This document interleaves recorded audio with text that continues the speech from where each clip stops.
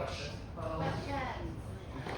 Come on. So the value of it depends. If I sold it piecemeal, it'd be worth a lot more. If I sold it as an entire collection, it'd be worth less because people would want a discount on it. But yeah, that's a good question. I can't answer exactly, but it probably is worth in the $500,000 range, I'd say. Yeah, something like that. I didn't pay that much for it, but it's worth that or maybe a little more. And then, what was the other question? What's a piece you still like to purchase? Is there something you still would like? Oh, there's always things I'm always looking for cans that I don't have, but as far as like a holy grail type object that I'd like to get, I can't answer for sure exactly what that would be right now. It's hard, those have been in my house, it's hard for me to find things I don't already have. But they're out there. I also like advertising, so I didn't bring it today because I thought it was going to rain. I didn't have a chance that it would get wet. But, I'm a very large. I got cardboard ads from the 1880s in England. They were advertising tennis equipment, and I really love that. It shows the history of the game with the change in the technology as well as in clothing and fashion over the years. Yeah, 3 questions. And the legacy of your collection. Yeah, I always ask that. In fact, so I'm also the president of this national organization called the Tennis Collectors of America, which I helped found back in 2004. Of course you did. And it's not just for Americans, although it's primarily dedicated to American tennis history and collectibles. We have members from all over the world. And we have national meetings. We go to famous clubs or tennis towns. Like we typically go to Newport, Rhode Island, because that's where the Tennis Hall of Fame's at. But we've been in New Orleans, the Long Tennis Club, and along with the Cricket Club. We've been out to California. We were there this year at Indian Wells, and we've been to San Francisco. Anyway, so I gave a talk. We have seminars, and I gave a talk to answer that question. What do you do with your collection? Well, this is true for all of us. We want to get a collection where you just have stuff in the house. You can sell it, you can donate it, or you can do nothing, and then your children sell it or donate.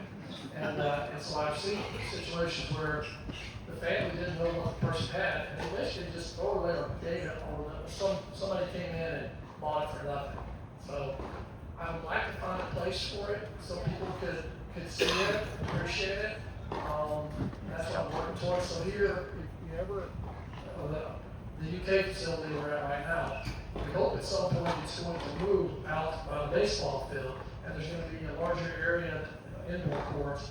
I've talked to Cedric and Dennis Emery about that. I would donate something. It will be a really big area. And then also, if we ever have our Kentucky Tennis Hall of Fame in Louisville, it's at the little tennis club right now, but we hope that we'll at some point have a large facility in Louisville, and there'll be room for the Hall of Fame, and I can help decorate it. I love to do that. I keep it right here for people, but it's still too large. Probably what will happen is that if I don't find a place for it before I die, my children will inherit it. And I told them where to sell it. I told them there's a sports memorabilia auction house, and that's why we're going to get them. Good question. I know that the Australian tennis facility, the Australian, where they play the Australian Open, has the tennis memorabilia collection that was it number 1 or number 2 in the United States when they purchased it? Yes. Okay. It has that collection. But after seeing that and then going to the U.S. Open, I would like to suggest to Jason that he make an effort to have the USTA bring that to the U.S. Open so that everybody who goes to the U.S. Open, which is the largest sporting facility participation in the United States of everything that's done, everybody would go to that, would go through that on the way to get your tickets at the U.S. Open.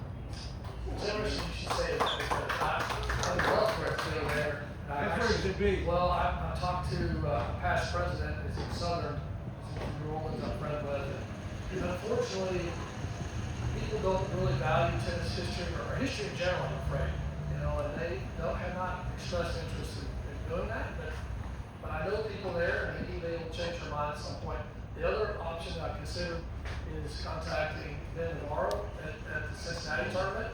And because, as you said, other tournaments like Indian Wells also has a collection. They never put it on display, but he can be the first one to have a really nice collection that he can have for people to look at. And that would be, that would be my dream. You know, just donate it so people can see it. I hope it makes the US Open. Yeah, that'd be great. That's where it should be. Yeah. And all Americans could appreciate it. Yes, yes. Any other questions? All right. Well, thank you all so much for coming today, and if you are so inclined to make a donation to Raise the Racket, it would be much appreciated.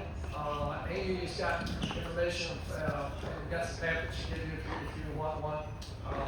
But almost all of you have already been supporting us already, and I'm very, very grateful and thankful to you. And I hope you all enjoyed the tennis this afternoon. All right, have a good day.